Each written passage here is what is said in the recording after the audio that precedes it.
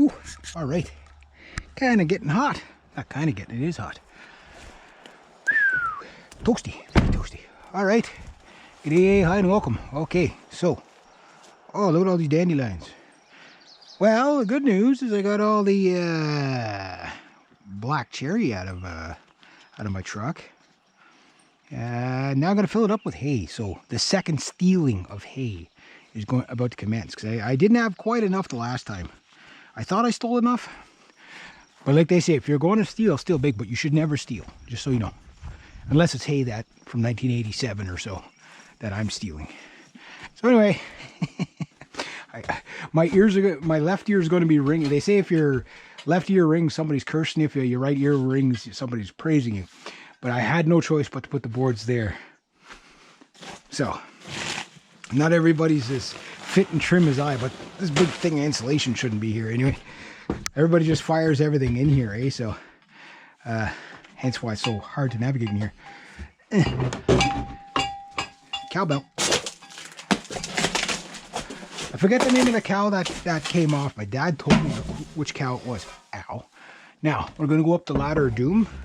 And like my grandmother and grandfather used to say, you can go up there, just don't get killed in the process.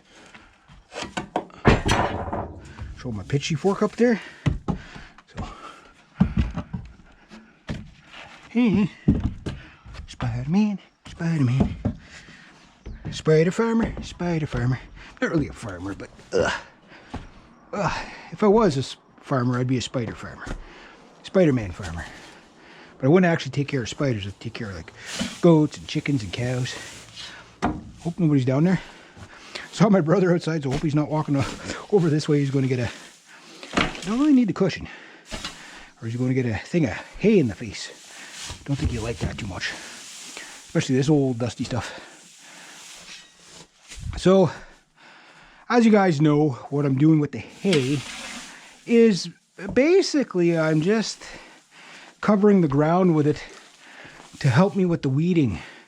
Now we're the 10th of June or so, 10th or 11th of June after making this. This was a bale.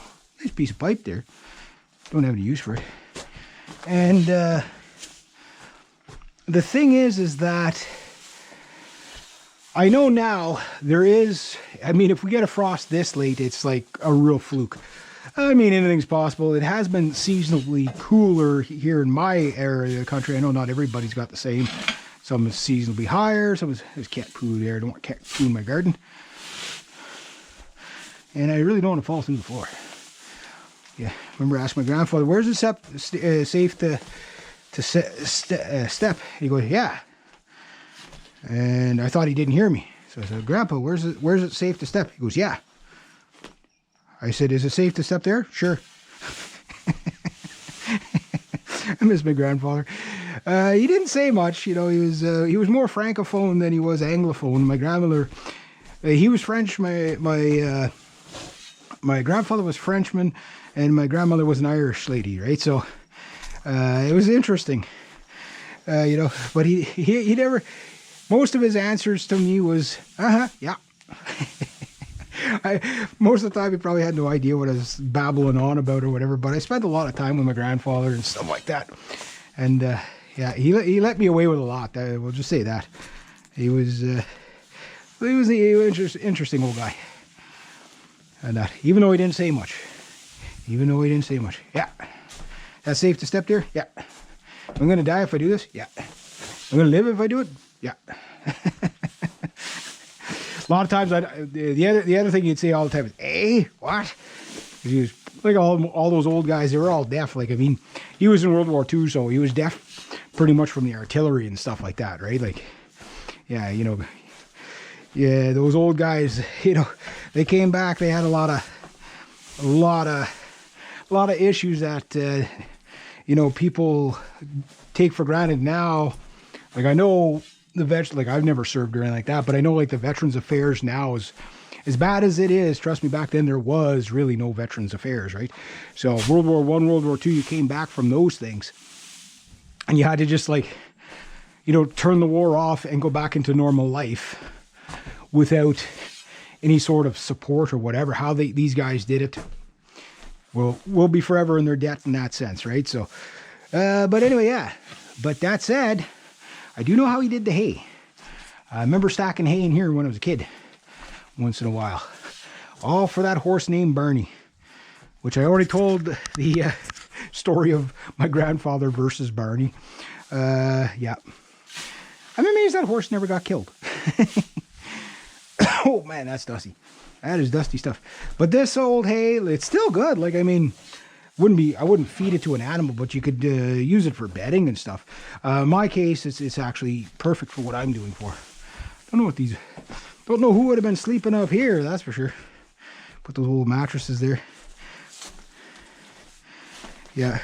The one reason why there's not a whole bunch of junk up here is I don't really want all that foam and stuff in there. I'll take more from the bale. These are the bales that just kind of fell apart on me. Nasty. Very nasty. Yeah, it's because like nobody trusts the floor up here. But strangely enough, I mean, if you think of this thing full to the rafters with hay, sometimes round bales too. I don't know how they got the round bales in here. How the hell did they get those in here? There was round bales in here at one point. But most of the time it was these little square bales. Like back in the day, it was a lot easier to get square bales. Now it's like almost, you can get square bales, straw, hay, whatever, but all the farmers, they just do round bales, right? Because they're mostly feeding horses and stuff like that.